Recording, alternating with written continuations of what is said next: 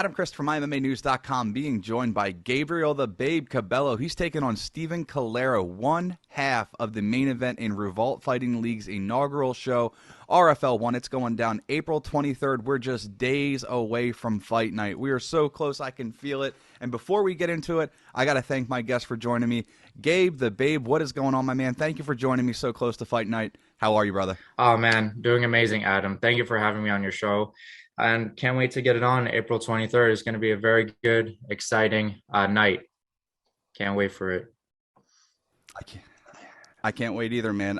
First things first, a debut show under World Series of Fighting vet Ozzy Dugalobov. The main event, man. No pressure, right? I mean, what quite the feather under your cap. Yeah, no pressure, easy breezy, lemon squeezy. No, but in all seriousness, the pressure's there, but pressure makes diamonds. So I'm ready for it. I'm ready for the main event, and I'm ready to put on a very good show. And they're doing it big for an amateur show. They have the official fighter kits. All their merch looks so fire. All the components are lined up for something fresh to add to the amateur MMA regional scene. Your thoughts on it? Yeah. Excuse me? I said, what are your thoughts on it? Oh, I mean, listen, I've never seen an amateur organization, nor not even amateur. Most pro organizations do this for their fighters. It's unbelievable. We have fight kits with our names on it.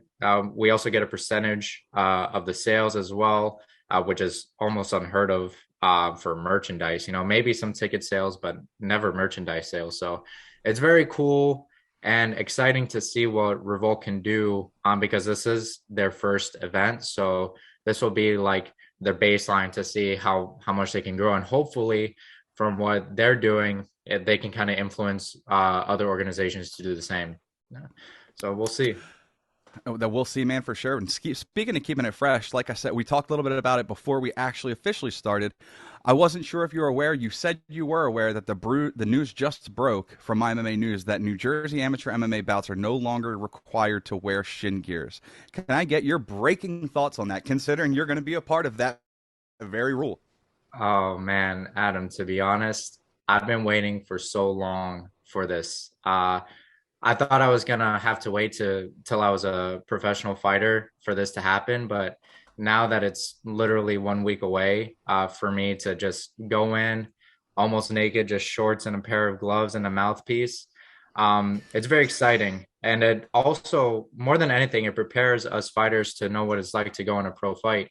Because at least in the New Jersey rules for MMA, there's still no head kicks. There's still no elbows to the face. There's still no knees to the face. But this is just one extra added, at least from what I see, a benefit for the amateur fighters to really prepare ourselves for the pros. Definitely a benefit, and I would think a tool in your back pocket. But does it change anything up, or maybe is it a little frustrating knowing this change comes right before you're about to get in there? I mean, you're probably I, your camp for a shin guard fight, and then all of a sudden take it away. yeah, I mean, I could see how some fighters could get frustrated from this last minute change. Granted, since this was a last minute change, they asked us, what do we want to do? Do we want to keep the shin guards or do we want to take them off? I opted to take them off because I want to know, I want to feel a fight. You understand? So I opted out of it. My opponent, I don't know what he's gonna do. I hope he opts out of it so we get like a really good fight going on.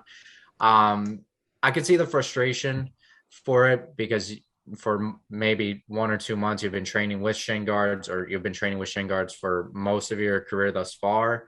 But at the end of the day, you're just gonna have to make that jump either way. You're gonna make that jump either way. So what's the point of waiting? Agreed completely, man. So we're looking at 1-1 currently. You're looking to bounce back from a decision where I know L's are never welcomed on the record, but there's an opportunity where there's an opportunity to learn from. There's a place of a learning lesson. What did you take away from that last bout that you can utilize moving forward in your fights? Yeah, so and you said it perfectly. And I always say this all the time where L's are lessons, not losses, right? So from my previous fight, uh, I knew what kind of opponent I was going up into, who was mainly a grappler. So I was preparing my ass off for a grappler, grappling, grappling, grappling. I just couldn't pull off what I really wanted to pull off. Um, but at the end of the day, I learned so much from that, especially on the grappling side, and I grew so much just as an overall martial artist. I'm not going to get too much into the details uh, for what happened during that camp, but it wasn't the best camp, to be honest. But what that made me learn was what to do and what not to do during a camp as well. And at the end of the day, it's we're fucking amateurs. You're it's good to go through these lessons early on in this career rather than just like go on a 10-20 fight winning streak as an amateur and then experience your first loss as a professional fighter. I'd rather take my L's now and then learn as much as I can so that way when I go pro, I've seen everything.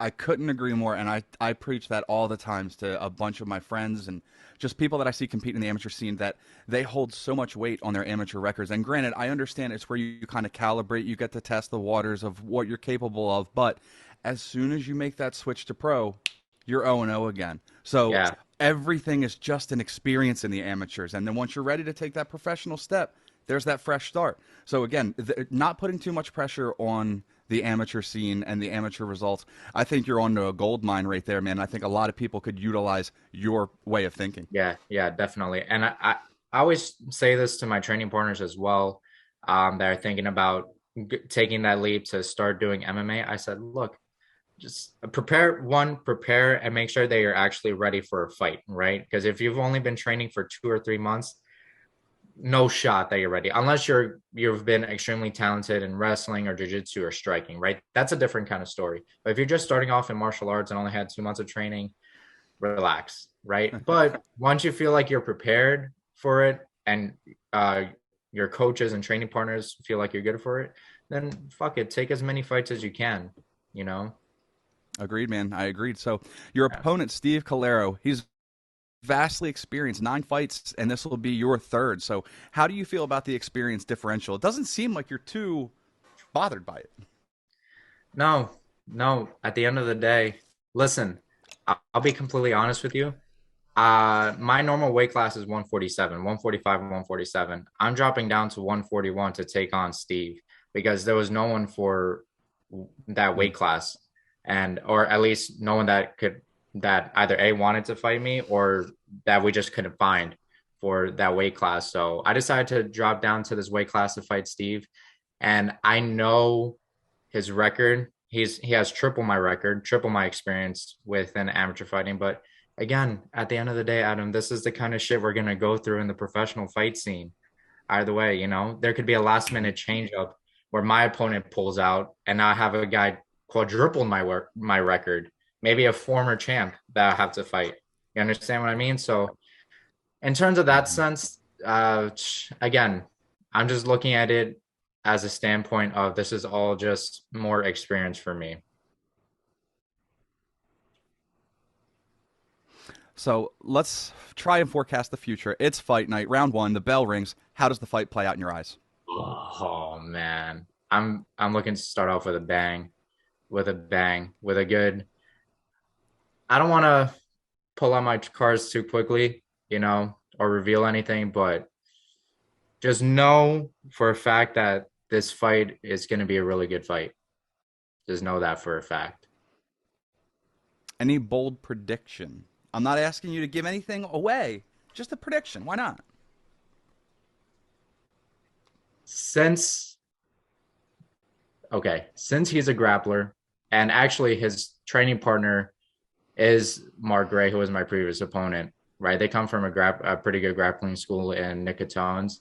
Hmm. I would My prediction is a submission finish, just to get that back, just to get that grappler's heart win back. I That's love it. how I see it.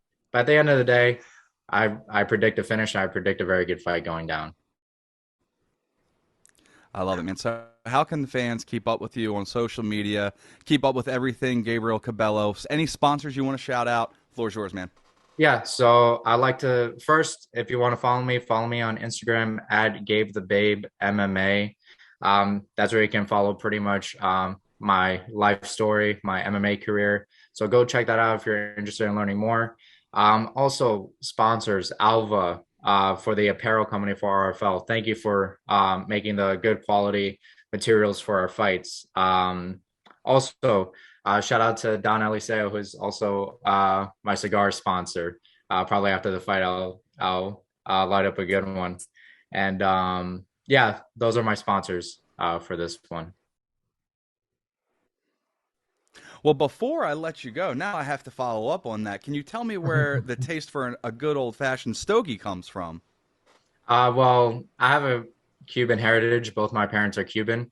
So, and I come from a long line of Cuban cigar smokers. And, uh, you know, I, granted, I was never really like, the biggest because I am an athlete. So I'm never like trying to toke up cigar after cigar after cigar. But, after a win or after accomplishment, since I don't drink, might as well, have light one up, have been celebrated with a good night and a good meal. You just said it right there, man. How many fighters go out and they have their post fight celebration? They get hammered, they make a bunch of bad decisions. You can go out classy, have a nice stogie, and just Yeah, enjoy the time with your folks. I love it, yeah, man. So exactly, I exactly. look And forward to seeing. Go ahead. no, yeah, yeah, yeah. No, I mean it's off topic, but I'm probably have the cigar with my dad because he's a cigar smoker. He's actually the one that makes the cigars. So Really? yeah, yeah, yeah, yeah. Don, it's called I, Don Eliseo Cigars. I can send you some if you want. I will. I'm actually going to be commentating the event with Ozzy, so I would love to try one post Oh fight if yeah, you will have them. they're yeah, they're a sponsor. They're a sponsor of the event. Don Awesome. Eliseo Cigar. I'll Good deal. I'll I'll let him know. I'll let him know to give you a few.